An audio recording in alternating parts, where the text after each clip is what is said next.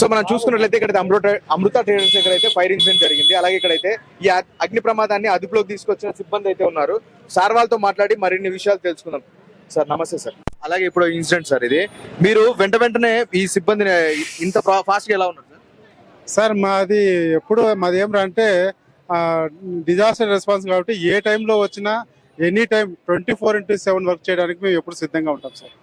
Sir అలాగే sir మీ పై సిబ్బంది ఏం చెప్పారు సార్? అంటే 2 వాసులుగా ఉంటాం సార్ మేము. ఈ రోజు 24 అవర్స్ డ్యూటీ చేసిన తర్వాత 24 అవర్స్ తర్వాత ఇంకొక సిబ్బంది ఉంటారు.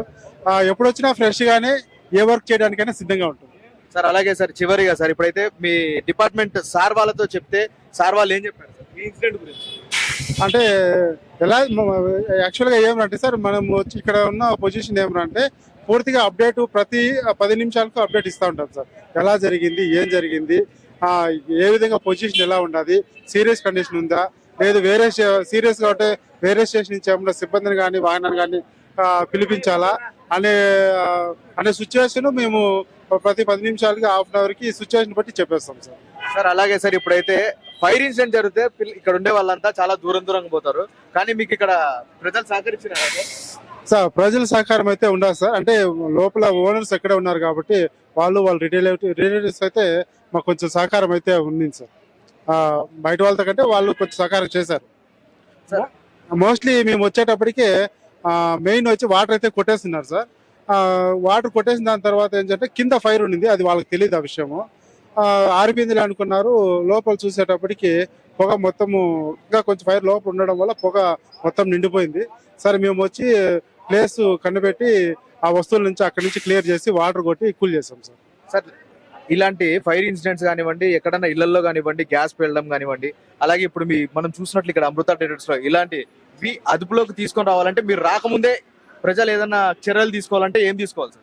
సార్ ముందు మనం ఏమంటే ఎస్టింగ్విషర్స్ అనేది మనం ఖచ్చితంగా పెట్టుకోవాలి సార్. మనకు కానీ ఫ్యామిలీ కానీ ఖచ్చితంగా ఎస్టింగ్విషర్స్ అదే ఉన్నప్పుడైతే స్టార్టింగ్ స్టేజ్ లోనే మనం ఆర్పగలిగినామంటే మోస్ట్లీ మనము నష్టాన్ని అయితే తగ్గించుకోగలుగుతాం సార్. సార్ ఇంకా ప్రజలందరికీ సార్, మీరు తొందరలో అందుబాటులో ఉండాలంటే మీ డైల్ నెంబర్స్ ఏమైనా ఉంటాయి చెప్తారా సార్? మామూలుగా అయితే 101 వచ్చి మామూలు కామన్ నెంబర్ సార్. మామూలుగా స్టేషన్ నెంబర్ పెట్టుకోవాలి. 08 code sir 08571 222 101. Okay sir, thank you sir. మనం ఇళ్ల దగ్గర ఎలాంటి సేఫ్టీ చర్యలు తీసుకోవాలా, మన దగ్గర ఏ నెంబర్లు ఉండాలని సార్ని చెప్పినట్లు అవన్నీ అనుగుణంగా తీసుకోవాలని చెప్తున్నాం. ఇక్కడైతే సార్ అయితే ఉన్నారు, సార్తో మాట్లాడదాం. అలాగే ఇక్కడ చూసుకున్నట్లయితే ఈ అగ్ని ఎలా జరిగింది, ప్రాథమిక విచారణలో ఏం తేలిందని సార్తో మాట్లాడదాం. సార్ నమస్తే సార్. నమస్తే అండి. ప్రధానంగా ఈ ప్రమాదం ఏమంటే దేవుడి కాడ జ్యోతి వెలిగించడం ద్వారా జరిగిందనేది ప్రాథమికంగా తేలమైనది. అదే టైంలో యజమాని షాపు కొట్టు మూసేసి వారి ఇంటికి ఎక్కడో బయటలో వెళ్ళారు.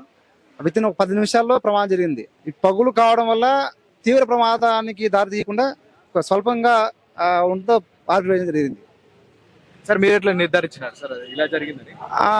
బేస్ రాకుండా ప్రిమిసెస్ ఉన్న వస్తువులు కాలే విధానం బట్టి మా అంచనా ప్రకారం అక్కడ జ్యోతి ద్వారా మాత్రం జరిగిందని తెలియపరుస్తున్నాను. సార్ సుమారు ఏ ప్రాంతంలో మీకు మీ సిబ్బందికి టైం? నాకు 6:50 ఫోన్ వచ్చిందండి. ఆ టైంలో నేను ఆఫీస్ కాడ ఉన్నాను. వెంటనే మా సిబ్బందిని అగ్ని ప్రమాద ప్రాంతానికి చేరుకోమని తెలిపాను. వెంటనే ఇక్కడ బయలుదేరి వస్తే ఇక్కడ చూసిన ప్రకారం ఏమంటే జ్యోతి ద్వారా జరిగిందని చెప్తున్నాను. Sir thank you sir. Thank you అండి.